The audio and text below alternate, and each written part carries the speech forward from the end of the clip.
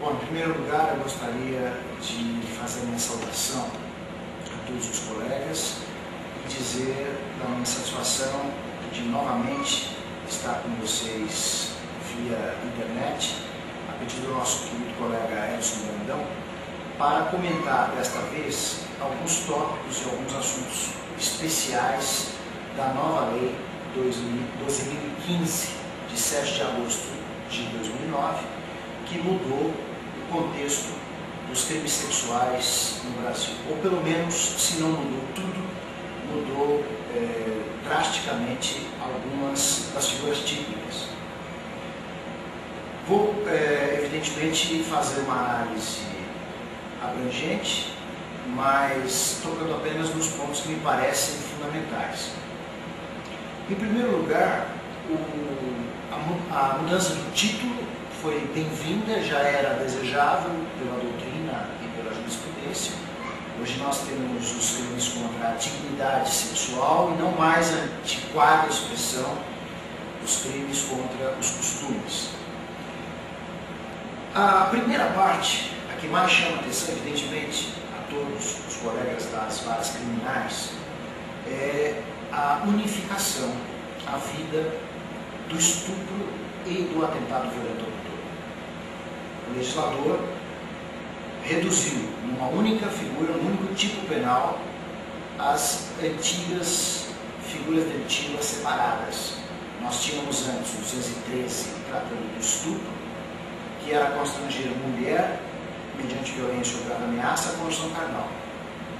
E para os outros atos libidinosos em geral, o constrangimento de alguém a atos libidinosos do 214.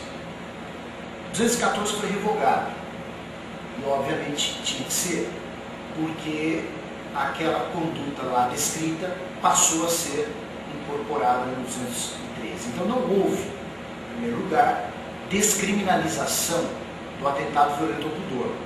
O que houve foi uma política legislativa, que é direito, obviamente, do legislador, de unificar um único tipo as duas possibilidades mais graves de violência sexual. A pena continua a mesma, de 6 a 10 anos, mas há consequências desta unificação. A mais importante consequência é que se trata agora de um tipo penal misto alternativo.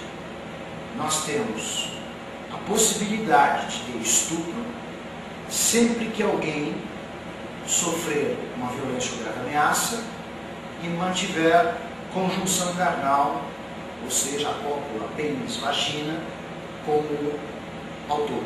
Mas também teremos estupro quando alguém sofrer violência ou grave ameaça e mantiver como autor qualquer outro ato libidinoso. Portanto, hoje é possível se falar, o que antes não era, do estupro de homem. Hoje nós podemos dizer, como antes, erroneamente, a imprensa falava, que um preso foi estuprado pelo outro. Naquela época era um erro, porque só quem poderia ser estuprada era a mulher, e hoje não. Hoje nós podemos falar que um preso foi estuprado pelo outro. Então o estupro passou a ser um crime comum, não mais próprio, e essa unificação trouxe a forma alternativa, ou é a partícula, portanto, ter conjunção carnal ou outro ato libidinoso. E se o agente mantiver as duas condutas, relação sexual, conjunção carnal e outro ato libidinoso, não importa, ele pratica um único delito, um único estupro. É exatamente a mesma forma que nós usamos em vários outros tipos mistos alternativos, como é o caso do tráfico de entorpecentes. Se o agente tiver em depósito, vender e distribuir a droga, ele responde por um tráfico de entorpecente. Naturalmente, que nós podemos falar em dois estupros se pensarmos em dois cenários diferentes, em dois momentos diferentes. O agente estupra a vítima hoje, retorna na semana seguinte e estupra outra vítima ou a mesma vítima. Bom, aí nós temos dois estupros.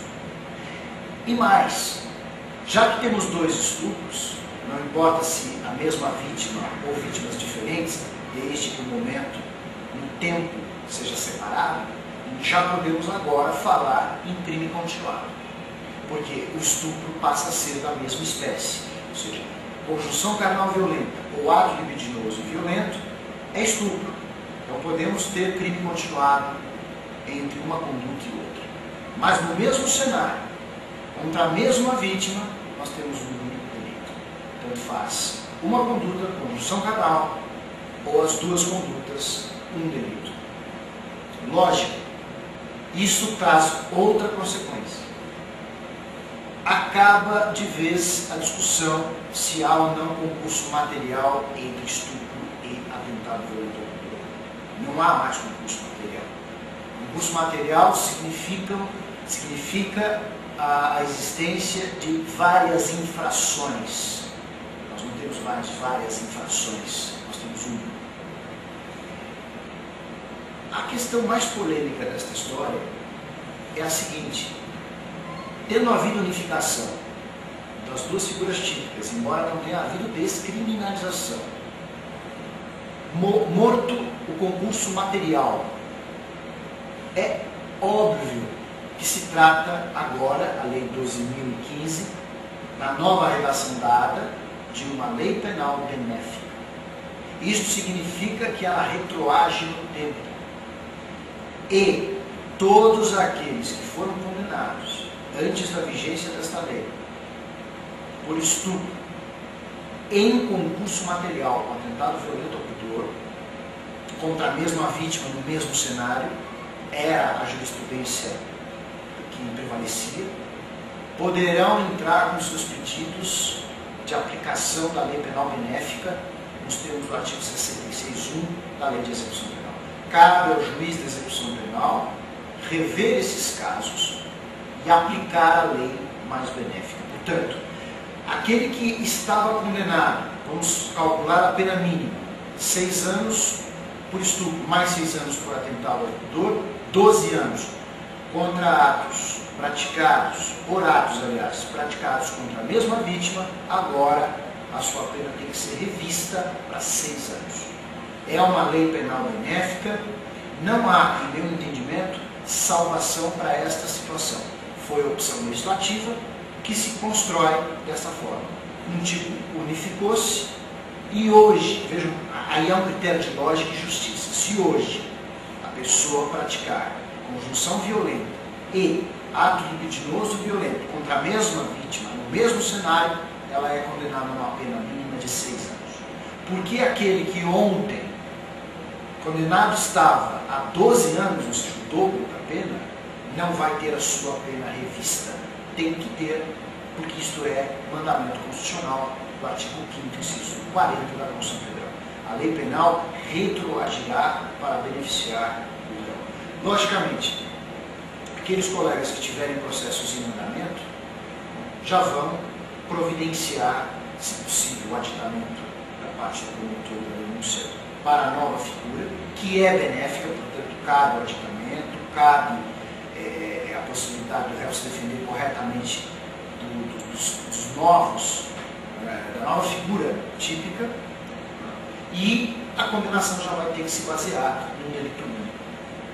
A aplicação da lei penal benéfica tem que ser feita de imediato nos processos em andamento, no júri, a quesitação, toda ela não será mais voltada, por exemplo, a 2 delitos, e sim a um só. Logicamente os quesitos podem ser subdivididos, né? O fato conjunção carnal, depois o fato ato libidinoso, mas pensando já em um único estupro e não mais no concurso material, né? Como se fossem séries diferentes e crimes completamente diferenciados.